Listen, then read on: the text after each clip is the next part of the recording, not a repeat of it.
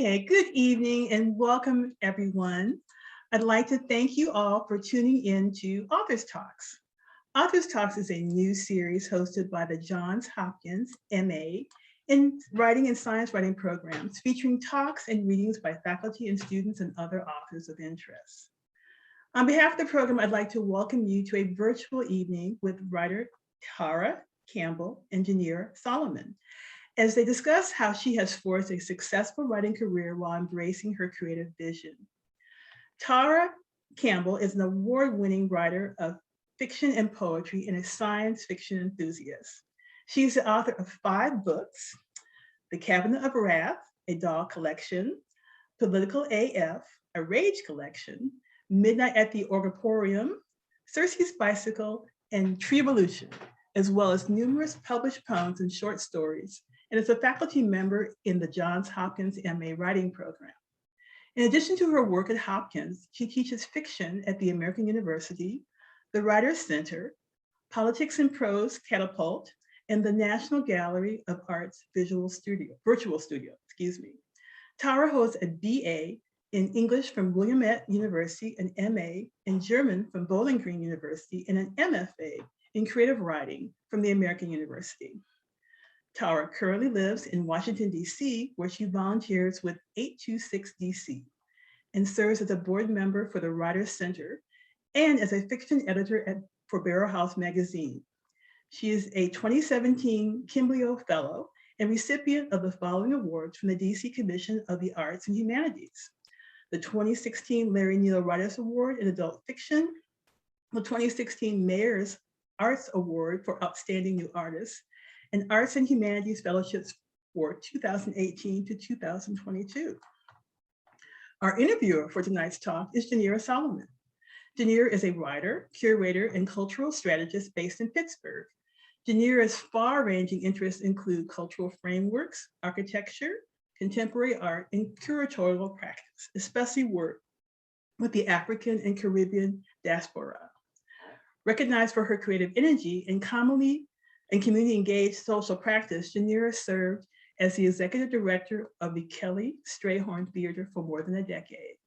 She is a recent fellow with PolicyLink, an equity research institute based in Oakland, California, and a 2021 Martha's Vineyard Creative Writing Institute fellow.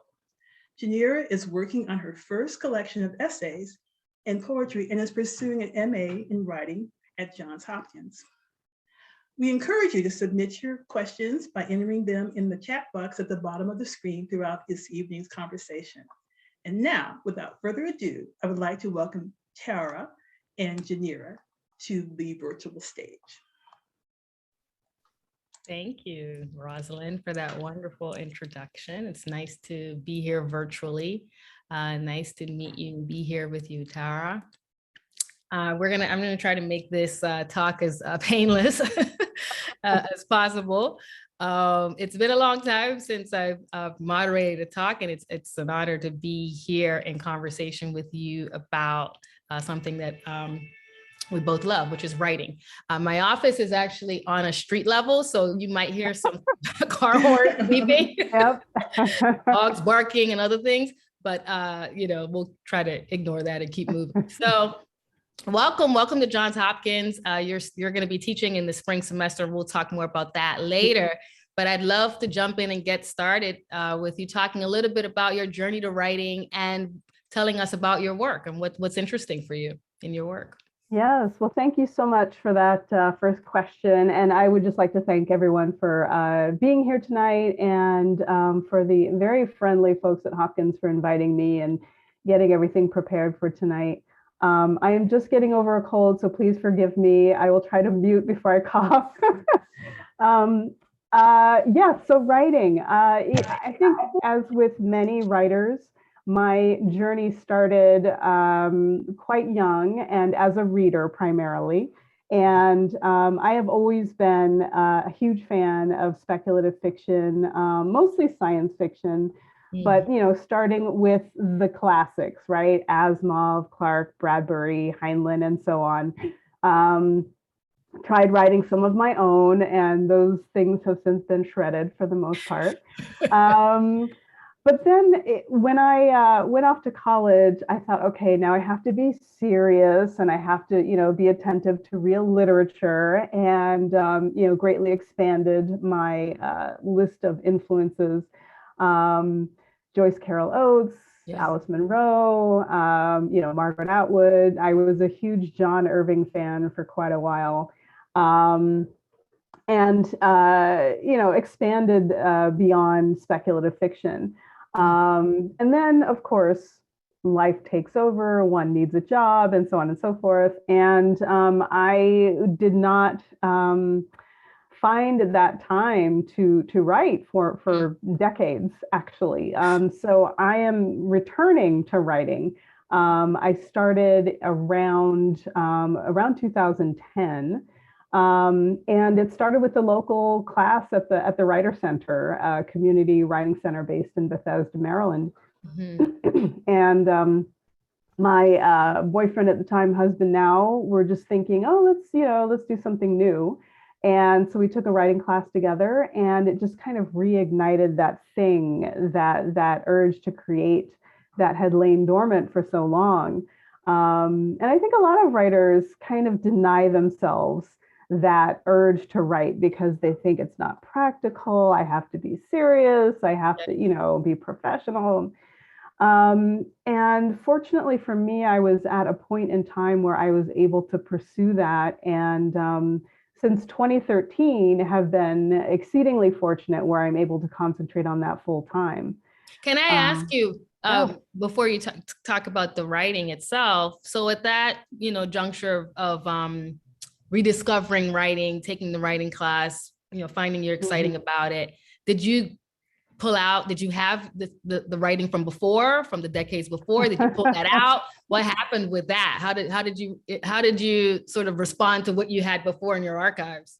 Yeah, I did have some stories that I pulled out, and after I got done shuddering, I reconnected with that spark of what if that has always been fascinating for me, and specifically about speculative fiction. Because we're not tied to current reality or current practices or biases or anything. So we can truly imagine, if we had the capability to do X, would we do Y or Z?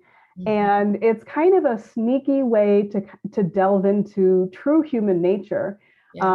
Because you can look at power dynamics, you can look at personalities and urges without the constructs of real life, right? We can't say, oh, well, I can't do that because. No, if you could, what would you do? So I kind of view it as a fantastic way to really get into issues of power and desire and destruction, and why we destroy and who we destroy, and look at the heart of it without filtering it through sort of everyday static that we find ourselves, wading through in the news. Yes, exactly.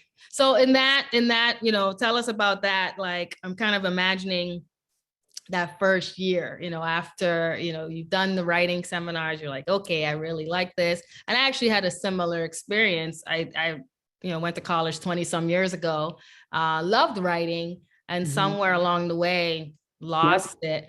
And during the pandemic, my father calls one day and he says, your mom is going to throw out a bunch of stuff of yours.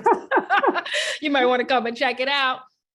And I go and I find all these boxes of writing, and I think, wow, I really love this. So for me, that return has been a wonderful experience.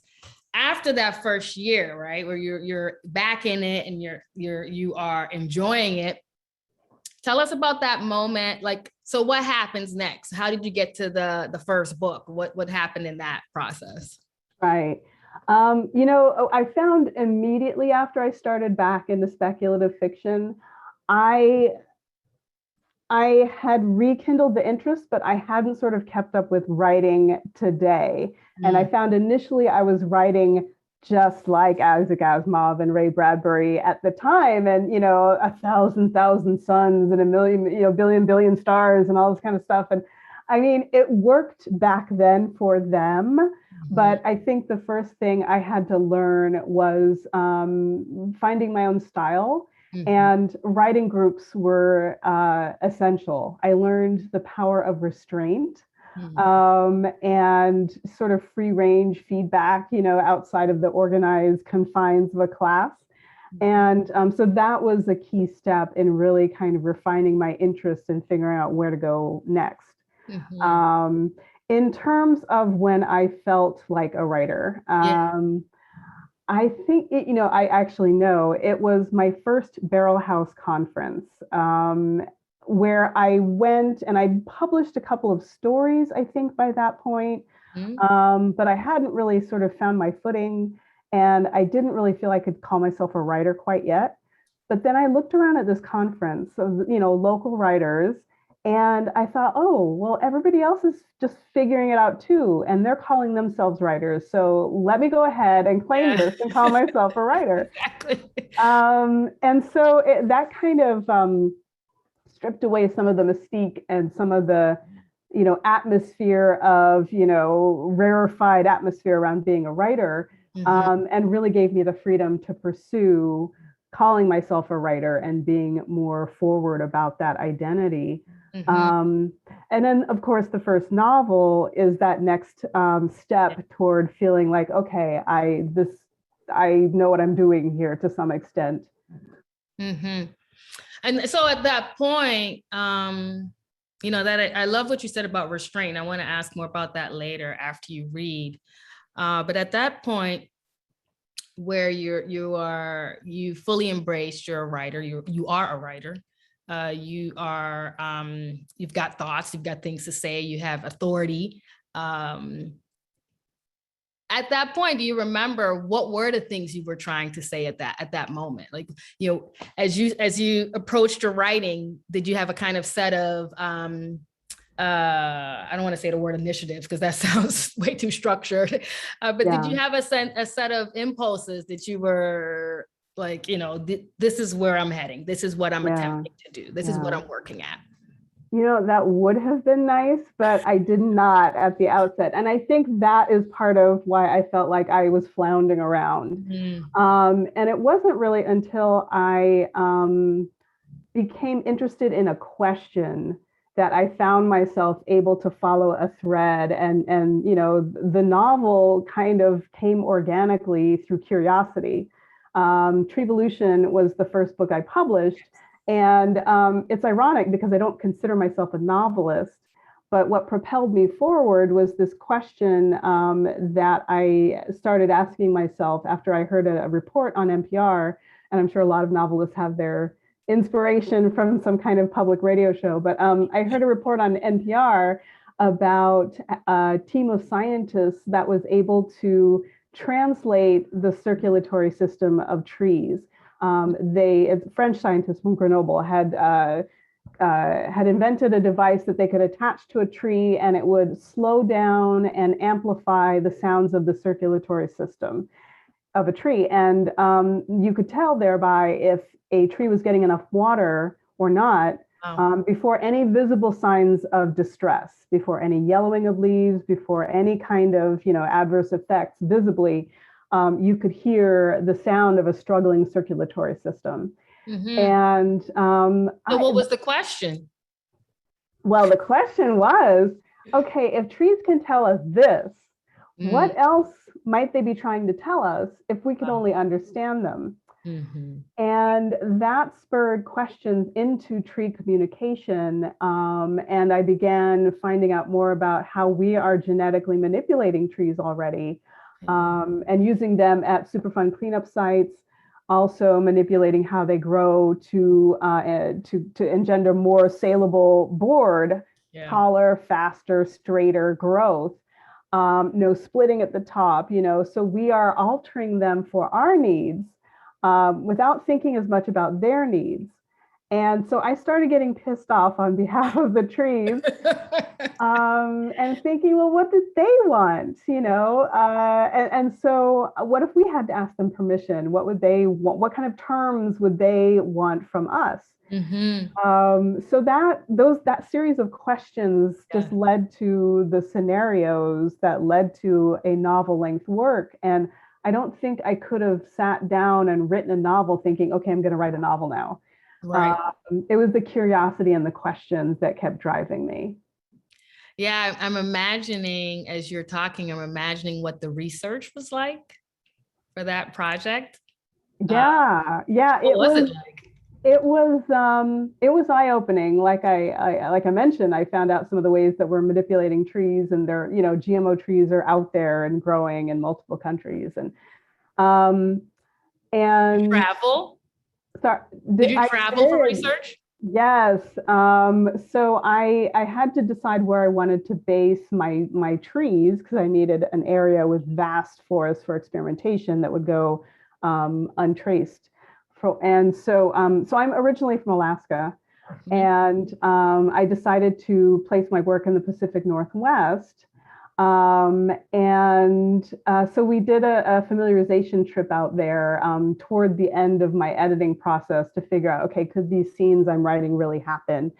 And that resulted in us driving up through a ski resort in July and getting stuck in a snowdrift in a little, 4-door sedan in the middle of July. We're wearing shorts and t-shirts, and we're stuck in the snow, frantically digging ourselves out as the sun goes down. So we were like, we are not going to be on the 6 o'clock news. No. That's the one thing that is going to come out of it.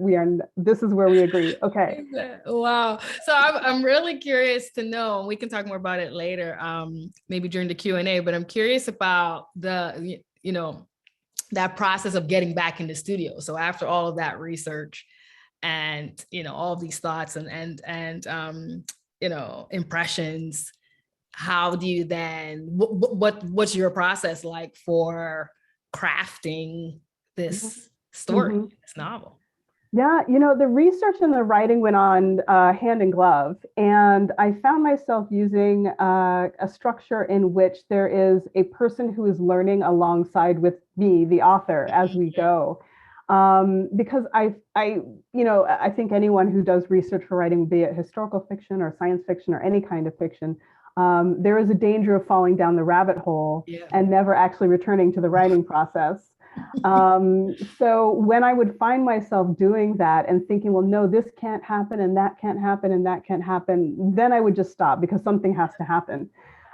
So I would then sort of write from the questions without having all of the answers, and then only go back and research the things that I need to finish this arc. Because otherwise it can become this, just years-long process of just research. And for me, because the book started with inquiry, inquiry was what drove myself and the characters as we went along. I read in my, as I was preparing for our interview tonight, I found an interview you did. I don't remember the publication right now, but you did an interview where you were asked about your writing process and your experiences with workshops.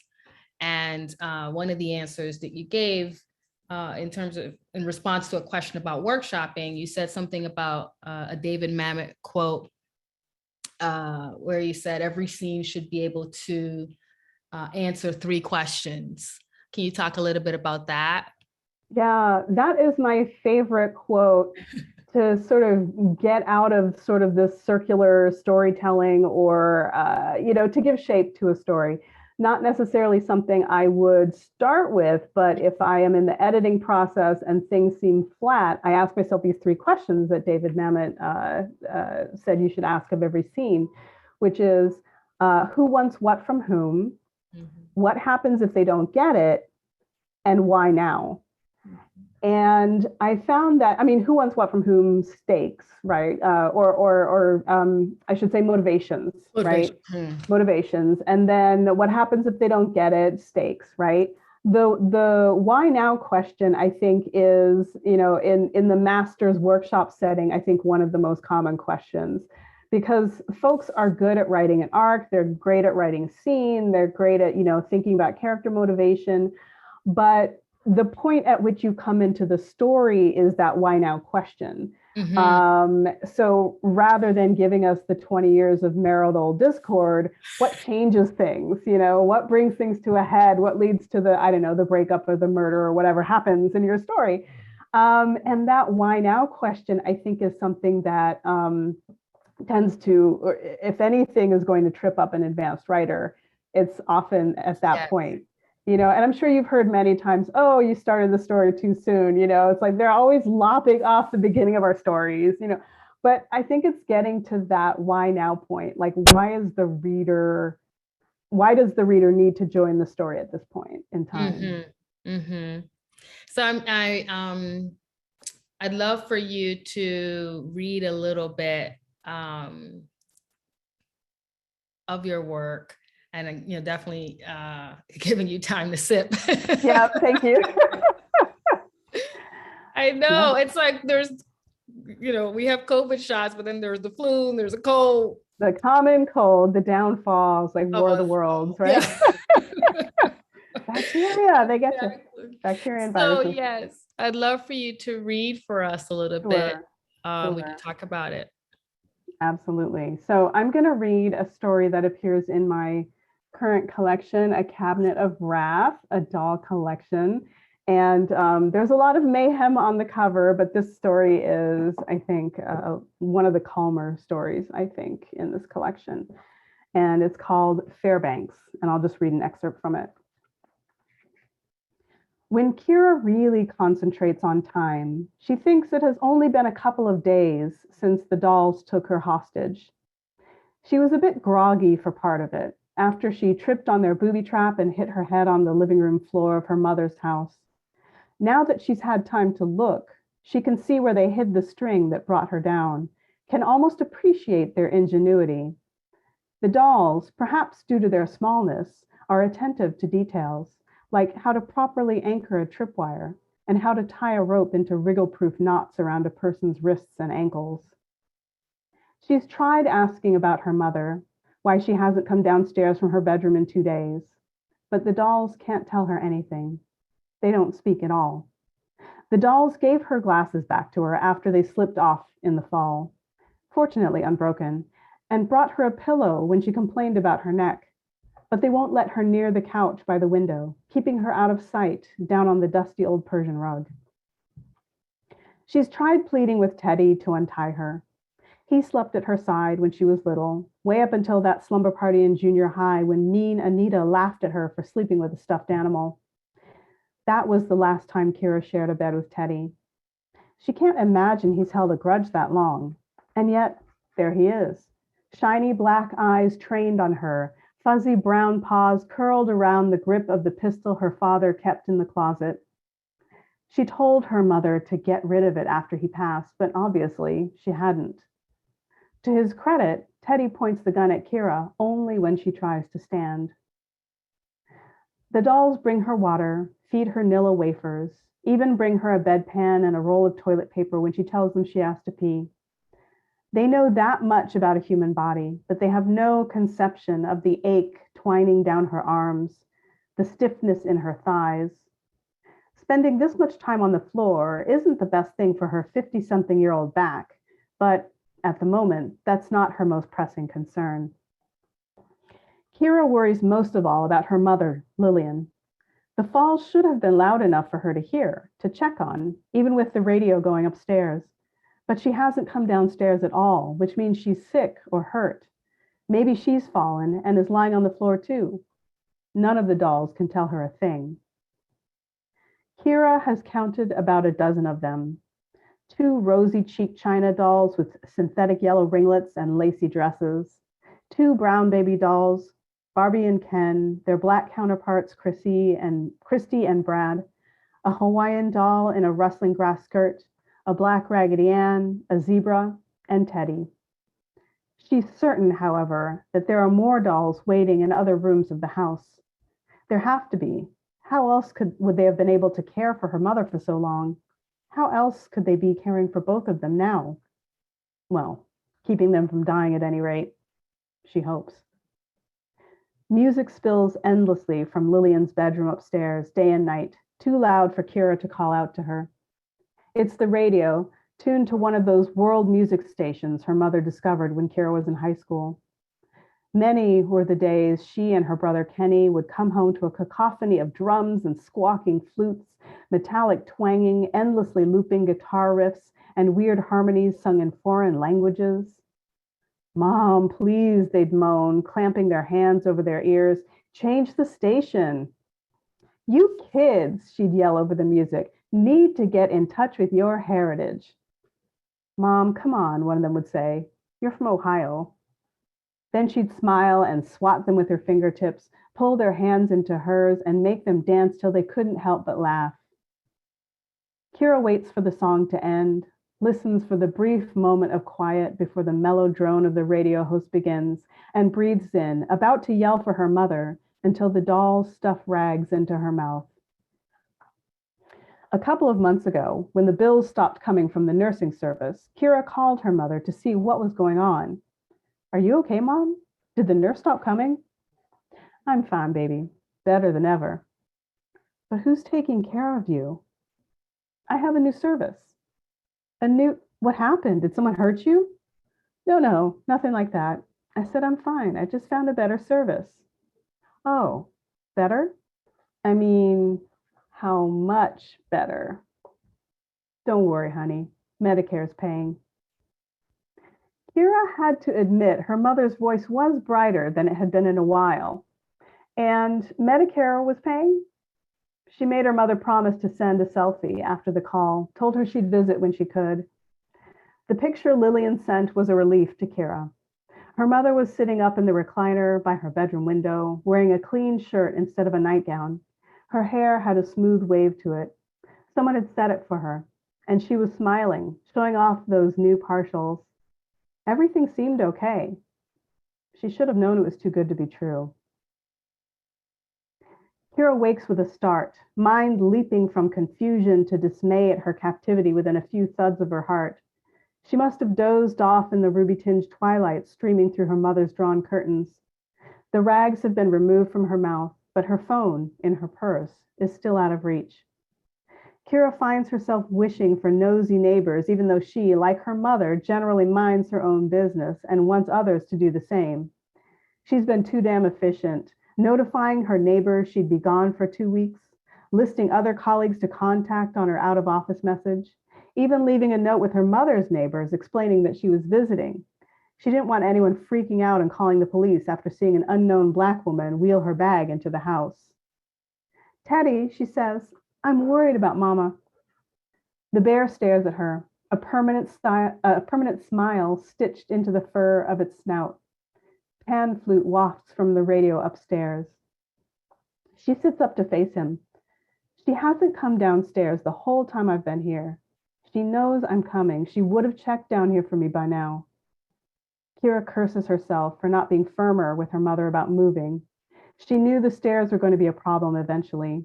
She paid to have them carpeted and had railings installed on both sides, and there's a landing for a breather midway, but still. I just take them slow, Lillian says, poo-pooing Kira's concern. But what if she can't take them at all anymore, slow or otherwise? Please, Teddy, untie me so I can check on her. The Christie doll approaches Teddy, and their heads dip toward one another as though they're conversing. Kira begins to hope, holding her wrists out for release, but then Teddy shakes his head. Christie plants one tiny hand on her hip and points the other in Teddy's face. Moments later, the zebra trots out from the kitchen with a paring knife balanced on its back. A drop of sweat trickles down Kira's back. She tries to squirm away, but stops when Teddy points the gun at her. When Christie lifts the knife off the zebra's back, Teddy toggles his aim between the doll and Kira. Kira's face feels flushed. It occurs to her that she's gone days without her blood pressure medicine. Everyone freezes at the sound of a key in the door. Christie drops the knife and runs toward the entrance. Teddy swings the gun in widening arcs between the two before settling on Kira, while Kira twists her head toward the door, too afraid of startling the bear to scream. She hears the door swing open, then her mother's voice. Well, what in the... A few footsteps later, Lillian enters the living room. Kira, honey, what's going on? I think I'll stop there for tonight.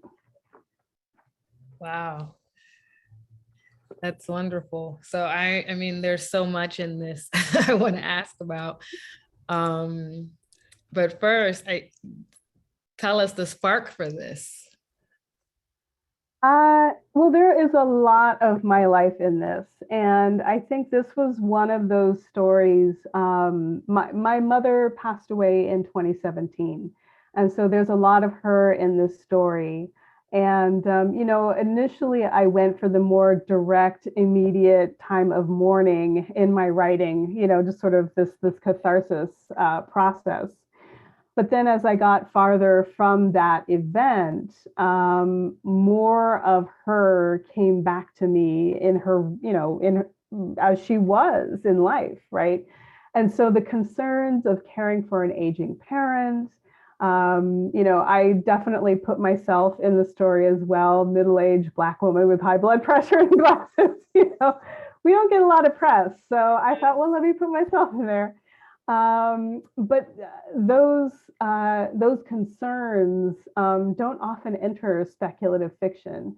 And so I decided that's where I am now, and that's where I was, like going back home, seeing all the childhood toys. This book actually was inspired in a larger way by my mother, in that she basically kept all of our playthings, no matter how old and disturbing looking they became over time. So those dolls are definitely a presence, and we tease her about them, and she holds on to them for us. And it's the kind of thing where you're secretly glad she does, even though you tease her for. So I think all of that was kind of working its way into the storyline, but just in a less direct way. Mm-hmm. As you're working through this, and I'm gonna ask this, and it might sound a little crazy or strange because I'm new to speculative fiction, but as you work through this, how do you what's your thinking about the balance between the freedom of where the worlds can go, right, in the writing, and then the like real world stuff, right, like the high blood pressure, the issues of race or class or aging, right. What's your thought about that balance? How do you work through that? Yeah, for me, speculative fiction is at its best when it's addressing real human concerns and storylines.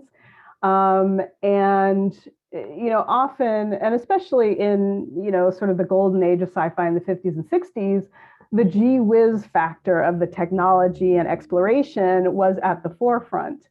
Now, I think we have more forms of speculative fiction and more opportunities to blend genres and hear different voices and different priorities. And so for me, I am always interested in the characters and, the human struggles they're going through. And the environments are almost secondary to me. Often what I do is I will think about a problem that I'm facing and think about something that represents it. For example, I woke up one morning and this phrase popped into my head: "Good afternoon, I am a spleen." I don't know why. I have no idea what was going on in my dream brain before I woke up. But I took that speculative element and immediately tried to make it as concrete as possible and as based in reality as I could. So I pictured it on my raffia mat at my front door, what would happen. So for me, a little bit of weirdness can go a long way. And my interest is really in what are the people facing that are, involved in this small bit of speculative weirdness, or that are, are dropped into this outlandish world, like Hitchhiker's Guide to the Galaxy, going back. way back, but Arthur Dent's just a normal guy, and suddenly he's plunged into this spacefaring adventure. Yeah. Which I love. I love the idea of ordinary people having to discover something extraordinary about themselves. Yes. But then as a woman, my question is, okay, if I am like taken off on this spacefaring adventure, where am I going to get my hair done in 3 months? Exactly. Where am I going to find the tampons I like? I mean, I'm sorry to like bring that into this, but no, exactly. I want to know those concrete concerns because people have to pee, people have needs, Exactly. So that's kind of like how I'm trying to make it more concrete and relatable. So as you're thinking about that, and you're doing that in this work, are you thinking about the audience? Are you thinking about the reader, or what are you thinking about that person? You have thoughts about them in this process? Actually, I don't think about the reader when I'm drafting. And I think that's because I don't want to be circumscribed by what I think someone would like to read. So, first and foremost, I write for myself, and I write to try to find out, sort of get through the artifice and get to the truth of what I'm trying to write. And, I like to tell my students, writing is one thing, publishing is another. And those two should remain as far apart as possible for as long as possible. And, the thing is, I used to paint. I painted that picture behind me. And at first I was very precious about sales. I didn't want to let go of anything. But the more you paint and the more you sell, the more you realize I can create more.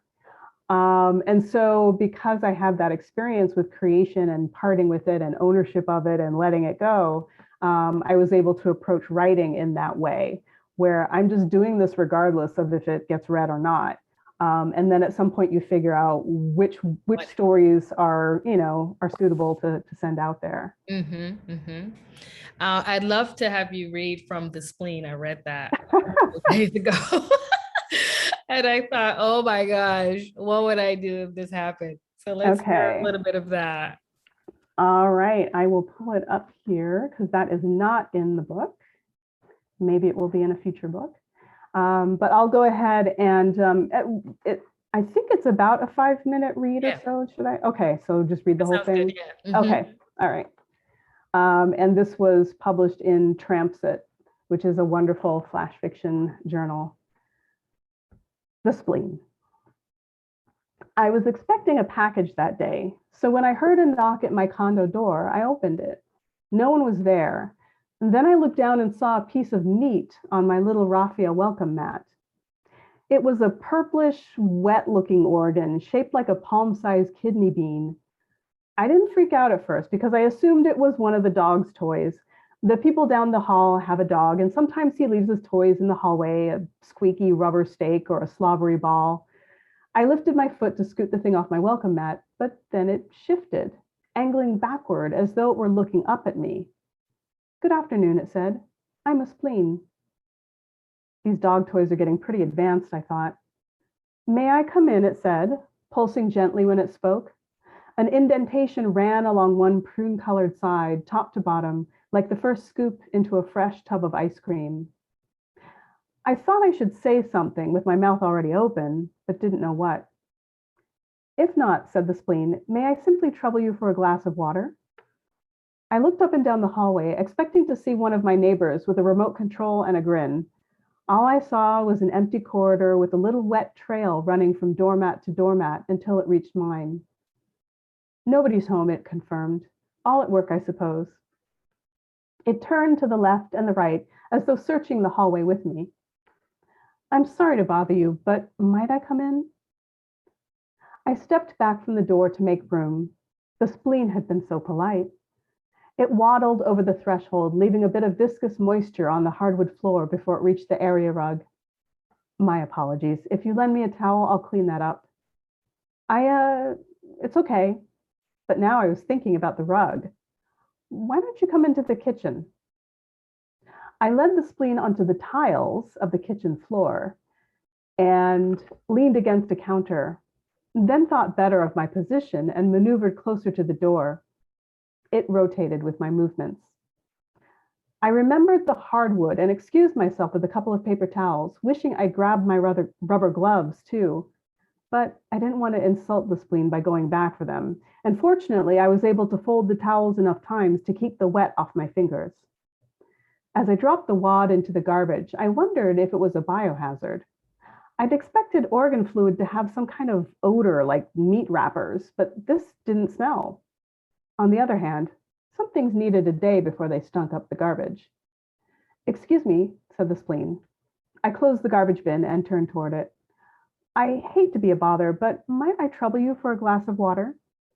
I blinked at it. Tap is fine, it said.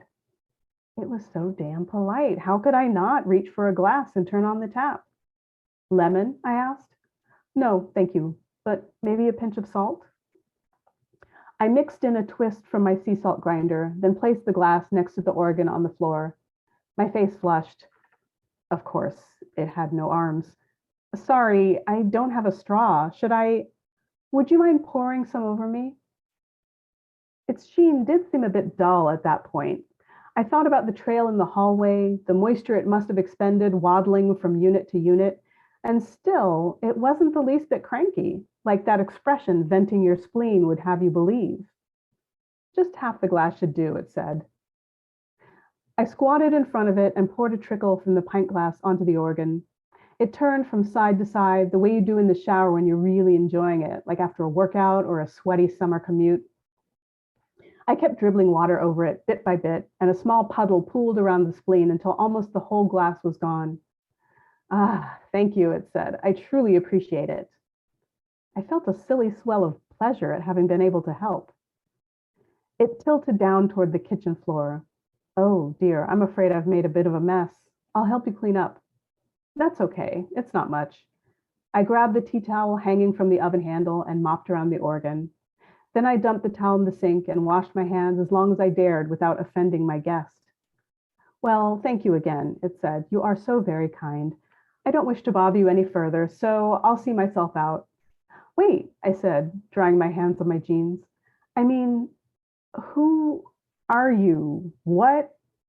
How did you even get here? Oh, I was just here for the open house. Open house?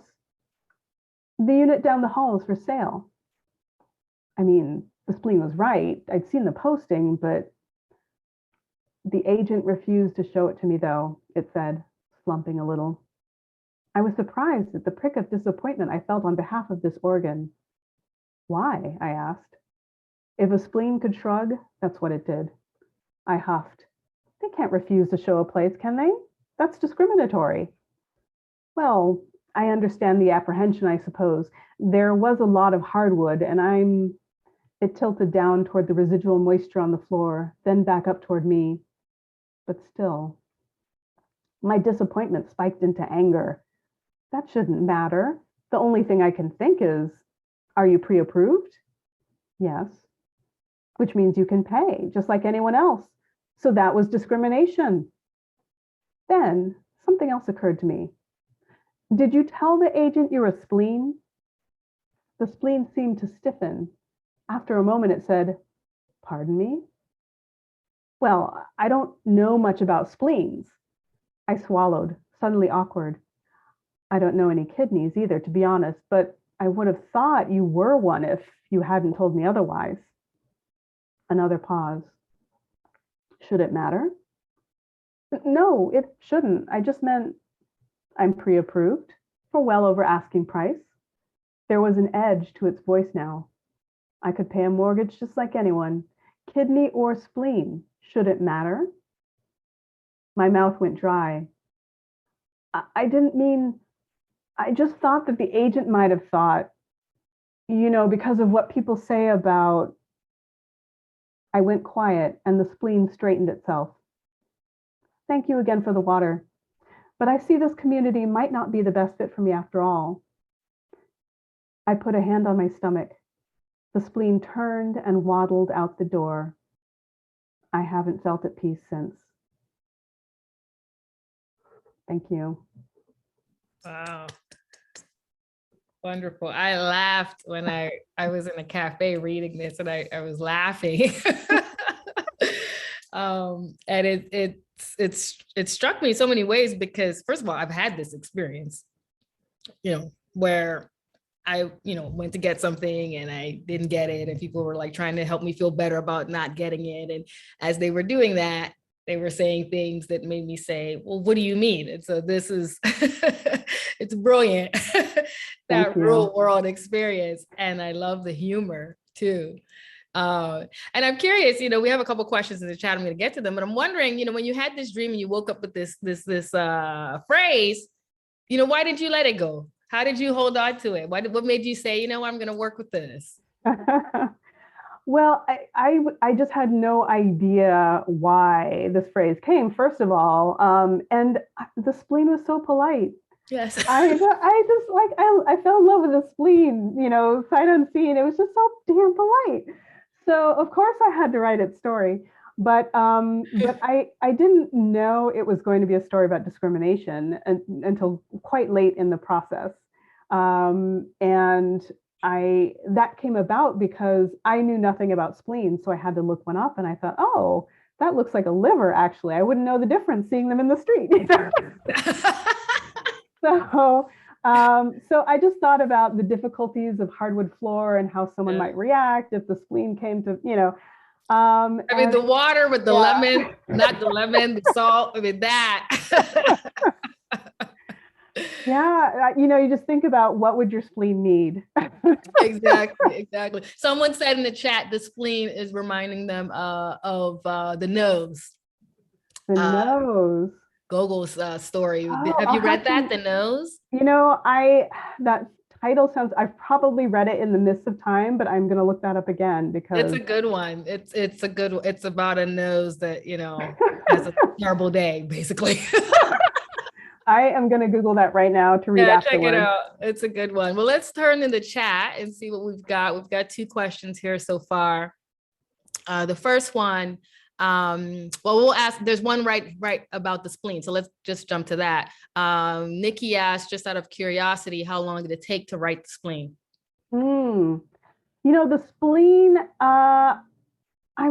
it came fairly quickly. It is a flash fiction. I want to say it took a day or two.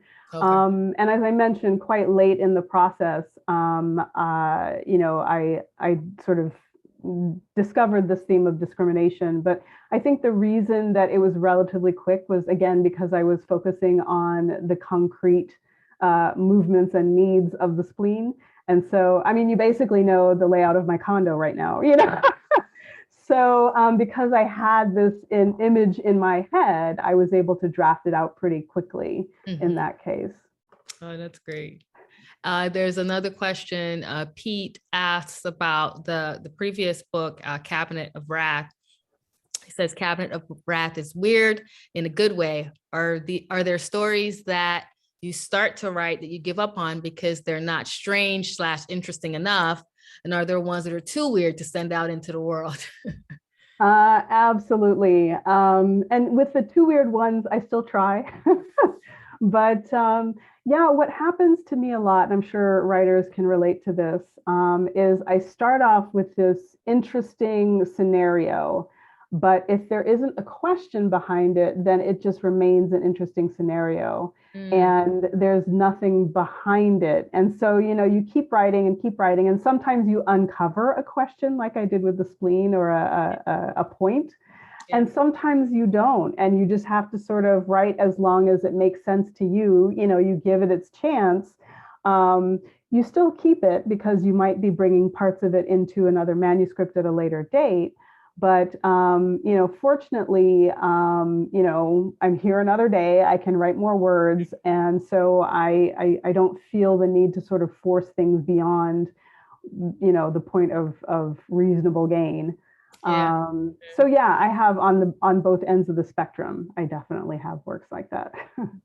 Yeah, I read in one of your interviews, maybe it might have been the same one where you were, or it might have been a different one, you were talking about the kind of things that people say in workshop. And and what you felt about them. And you said something about, the whole notion of killing your darlings or your babies or whatever the phrase is, that you're not really into killing them, right? No, I transplant them. They go on a little farm and have a nice life, and maybe I'll need them again, maybe I won't, but they can live their best lives elsewhere.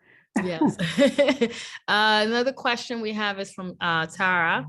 What was the most difficult part of getting your first book published? Did you have a literary agent? What advice can you offer writers who would like to get their book published? Yes, it's an incredibly lengthy and agonizing process, I think.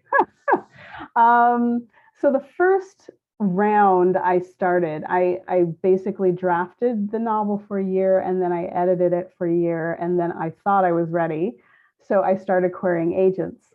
And I found out over the course of those months that I was not ready. So I said, okay, well, let me take another look at this. And I spent another year editing the novel. And then I thought to myself, let me sort of see where the novel lands. I've tried sort of the traditional route, so I'll keep trying that, but I'll also try the small publisher route. Because in the meantime, I'd been writing stories and coming into contact with more small publishers, folks that publish both stories and books. And I, through my contact with them, I thought, you know what, they're reputable and people read them, so let me try small publishers. And in the end, my book did get taken up by a small publisher who had previously published some stories of mine in an anthology. So that kind of taught me that it's the long game. Yeah. And often people can wind up at presses that don't make sense for them because they're eager to publish. But once you realize that you're going to be doing this for decades hence, yes. It's easier to sort of slow the brakes a little bit. Unfortunately, with my first press, this is another learning experience. It was a micro press. It was basically a one-woman press. And unfortunately, after a few years, she suffered a stroke and she was no longer able to keep the business going.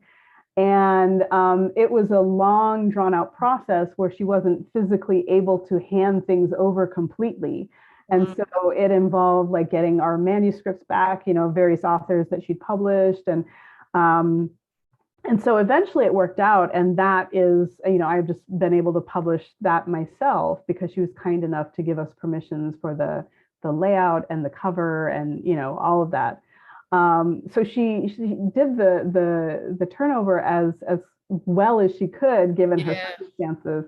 But that's just another thing that I wouldn't have thought of until I had gone through it. So one of my things now is like I would like more than one person to be involved in this small press. So hopefully a lesson for students to sort of keep an eye out for that as well.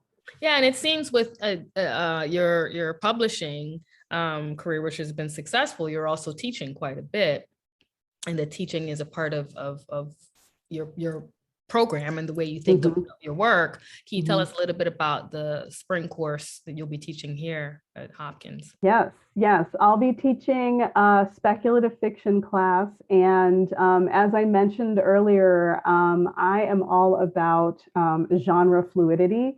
So the class is open to people who, both folks who have a background in speculative fiction and those who don't. And I'm very interested in folks who are writing at those intersections of genres. And, speculative fiction can be a bit daunting because people need to, think they need to know how the warp drive works and that they need to have memorized the clan structures of Game of Thrones.